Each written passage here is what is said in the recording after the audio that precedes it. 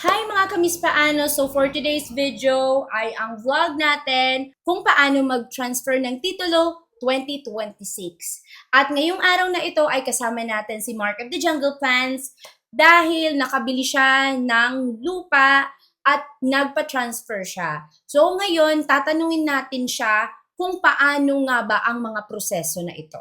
Kaya keep on watching. Kung bago ka pa lang sa aking channel, please don't forget to subscribe and like my YouTube channel para nakasubaybay ka sa mga bago kong video na i-upload. The Jungle Plant, since na ang inyong lupa ay binili mo na, paano mo inasikaso ang mga papel nito within sa title? Dahil nga, ikwento mo muna sa akin kung ano ang nangyari sa title kasi hindi natin alam, 'di ba, kung paano ang process. So isa-isahin natin ngayong araw na ito. Okay. So, meron tayong sinunod na step-by-step process sa pag-transfer ng titulo.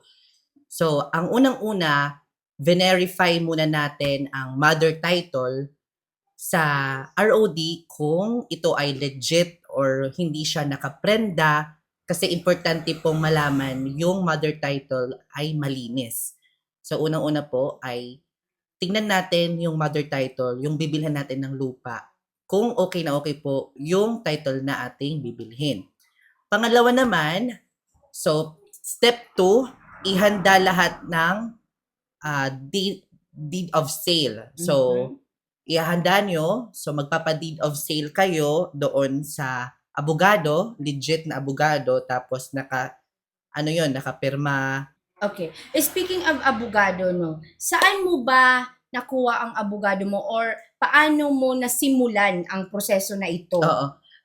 After namin na-check yung mother title, tapos na-verify ko na malinis naman po ang title. So, agad ako ay nagpunta doon sa abogado. Recommend siya ng tita ko na isa din siyang nagpa-process ng mga paper tungkol sa land transfer. Land transfer. So, yun, doon kami nagpa-titulo. So, may Ay, nagpa-deed of sale. So, may specific bang abogado Wala. na nakalaan dito? Wala naman legitimate na abogado yung pupuntahan ninyo. Meron naman po yan sa mga downtown area, notarized, mga ganyan. So, yung mga Notarized. law office, pwede sila. law office. Doon. Pwede silang maging Opo. mag-asikaso ng mga Opo. ganitong bagay. Okay, So, so ano ba ang next step naman pagkatapos kumuha ng deed of sale? So, step 3 naman ay kumuha kami ng latest tax declaration doon sa mother title. And then, at doon kami nakakuha sa assessor's office. Nagbayad lang siguro ng mga 130 pesos. Hindi naman siya mahal kasi tax declaration lang naman siya. Then, nakuha siya after 3 days. Then, so yun, may 3 requirements na tayo. Naman po, yung affidavit of publication, optional naman po ito kung yung title or mother title ay na po yung may-ari. So, kung yung deed of sale ninyo may extrajudicial settlement, dapat meron kayong publication. So, pinaka-importante at isa din na requirement sa ROD o pag-transfer ng titulo. That, pumunta na tayo sa BIR. Kasi yung 4 na requirements na yun, ipapasa sa BIR. So, pupunta tayo sa BIR, sila ng CAR certificate, which is yun ipapasa natin sa ROD. So, kailangan natin pumunta muna sa BIR. Magbabayad tayo ng buwis, which is yung capital gain tax at yung zone value. So, lahat ng mga tax doon, babayaran natin. So, hindi tayo makaka-proceed sa ROD o hindi tayo makaka-proceed doon sa pag-transfer ng titulo kung hindi tayo magbabayad ng tax. Alam niyo naman dito sa Pilipinas, sobrang laki ng tax. So, yun. Yung selling price, hindi ko alam, pero yung 2025, 6%. Hindi ko alam kung 7% na ngayon. So, depende po yun. So, nagbabase po sila doon sa zonal value ng lugar. Hindi po kasi kung saang zone, kung saan nakalagay yung For example, lupa. city, Okay. mas mahal po yung zoning city, mas mahal So, po yung mahal zonal. yun kasi Mahal, city. oo, 6% doon sa makukuha na tax. Okay. Hindi yun yung nabili mo. For example, yung nabili mo lang is 200,000. 6% doon sa 200,000, hindi.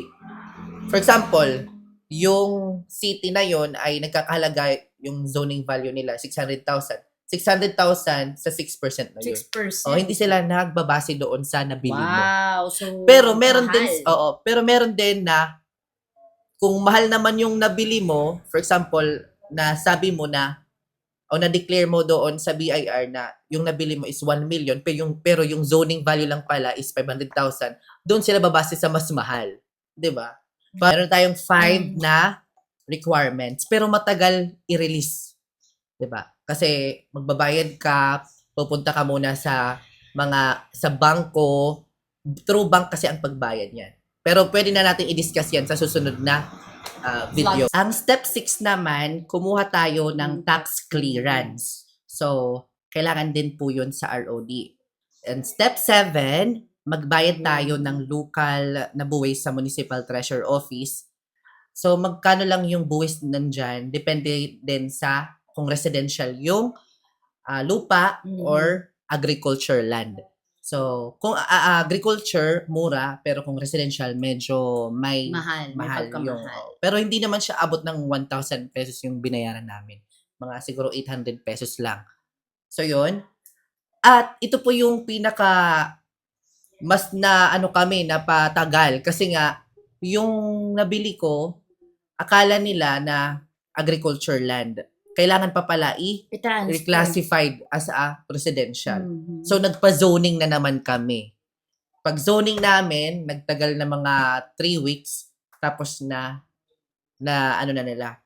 Tapos, na-clarify na reclassified na residential, tapos nakakuha na kami ng itong tinatawag na local na buwis sa municipal. So, nakakuha na kami yung dalawang clearance. Next is 8 tayo, step 8, dapat i-secure natin yung mga PSA. PSA ng owner, kahit patay na, yung mga death certificate, kailangan natin i-secure, pati yung resibo, lahat. Dapat mga original copies. Pati yung buyer. Tapos, TIN ID. TIN ID ng bibili. So, yun. Step 9 na tayo. Kapag na-release na lahat ng mga documents nung mga first step hanggang 8th step, so ayusin lahat. Meron na kayong TCT, meron kayong deed of sale, affidavit of publication. So kapag pinublish na siya, ito yung itsura. Yan. Naka-newspaper. Kasi kapag may extrajudicial settlement, kailangan po yun. And then, meron na kayong e-car. Yung e-car, nire-release po yan galing BIR, yung binayaran yung tax. Tapos, meron na din kayong tax receipt, tax declaration, at ihanda nyo yung mga valid IDs ninyo, katulad ng TIN ID. Ipaserox nyo po yan. At meron na kayong PSA documents, yung PSA ng owner at PSA ng buyer.